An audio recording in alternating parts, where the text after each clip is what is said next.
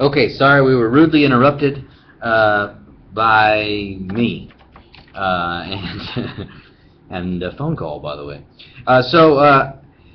I need to find the sum of squared deviations. So we talked about this. We would, well, let's see if we can get that a little bit easier to see on the eyeballs.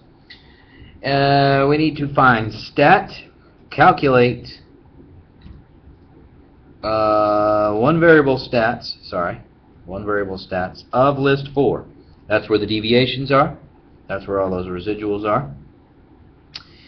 And sigma x squared is where we find, so 9,654. I'll write that down, 9,654.06. Okay, that's my sum of squared deviations for the linear model. Well, let's move along to the quadratic model.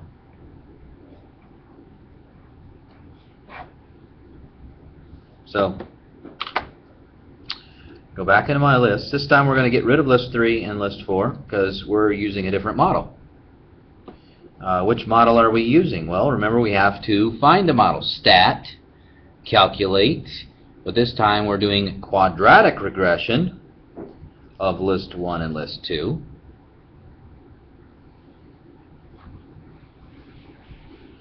And so we better write this model down. Y equals 0.000, we'll go 65 x squared minus 1.259x plus 66.083.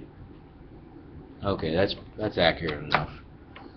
We jump back in our lists, right? Stat enter, and up at the top of list 3, 0.0065 times list 1 squared minus 1.259 times list 1. Oops. Plus 66.083. Those are my predicted y values for the quadratic model. Jump over to list 4. We need to find the deviations. Observed y values minus predicted y values. There they are.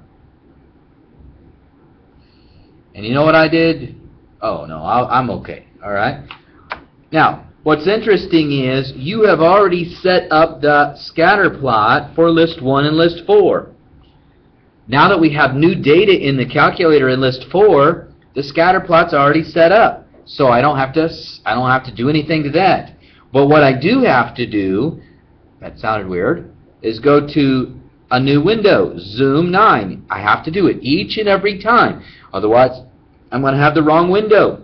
And some of you will probably do that on the test, and I will be frustrated. Zoom 9. There's the picture. Now, essentially, I told you that the horizontal line right through there is like we straightened out the quadratic model, and we're looking at the distances that the points are away from that model. Now, that particular model, right, has some points that are below. It goes up, dips down, has some points up here, has a couple points down here, has a couple points up here. That's not too bad, really. If you take a look at that, that is pretty unpredictable. You know, you'd think you'd have a few more you'd have a few more negative values, but this one, these two down here, are really kind of pulling down. Otherwise, that might fit a little bit better in there. But anyway, so that's the best one I've seen so far. And then we can use the now we can find the sum of squared deviations. But remember that 2 instructions backwards, I typed 1 bar stats list 4. So remember how I did that? In order to get there, I did second enter, second enter. I just had to do it twice because that was 2 instructions back in my calculator's memory. So now by hitting it again, it has recalculated sigma x squared, in this case, to be 145.8. Okay? 0.81. So we have so far, we have our best looking picture right there. and our sum of squared deviations is definitely lower, so we can definitely rule out the quadratic or the linear model. Now let's move on. Let's go to the exponential model. The exponential model is where we're really going to see if we figured out a good one before, or we got a better one. So back into stat, calculate. This time we're looking for exponential regression. List 1, comma, list 2. Write that thing down once it shows up on my ancient 83 calculator. Y equals 0.892 times 1.021 to the x power. So I'm going to jump into my lists, right? Stat, enter. Of course, we can get rid of list 4 and list 3 because we're going to redo them. Right? We're going to go up to the top. We're going to use that model. 0.892 times list 1. Oops, sorry. What am I thinking? 1.021 to the list 1 power. That's what I wanted. I'm way off base. So there are my predicted y values. I'm going to jump over here and find my deviations. List 2 minus list 3, observed y values minus predicted y values. And we end up with those deviations. Then we can jump back and find our residual plot. Once again, our residual plot's already set up, so all I have to do is zoom 9, right? Whoa, that is an ugly looking one. Right? It looks great over here, not so bad, and now whoa, it drops off in a very predictable way. That is not a very good looking pattern at all.